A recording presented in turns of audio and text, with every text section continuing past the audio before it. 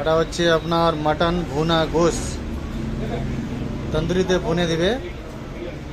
এটা হচ্ছে মাটন ভুনা গোশ, দারুণ টেস্ট। খাসির মাংস পিস পিস করে ভালো মশলা লাগিয়ে তারপরে এটাকে ভুনা হচ্ছে। এটা মাটন ভুনা গোশ অলরেডি এটা 40-50 কিলো সেল হয়ে গেছে। এখনও যেটা আছে আজকে 1 কুইন্টাল এসেছিলো, এটা 40-50 কিলো সেল হয়ে গেছে অলরেডি। এরকমই ভুনে ভুনে দিতে হচ্ছে। টেস্ট মানে খুব হ্যাভি টেস্ট। যে সুগন্ধটা আছে হ্যাভি মানে ব্যাপক সুগন্ধটা আছে।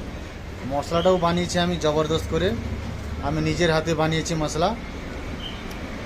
কিছু না, এটাই গরম মশলা, জিরা পাউডার, ধনিয়া পাউডার, কস্তুরি মেথি, সরষু তেল আর দইটা ফিল্টার করে, চিজ একটু গ্রেট করে, ঘি আর মানে এগুলো সব দিয়ে আর ভালো করে মিক্স করে মশলাটা এটাকে মিক্স করতে হবে।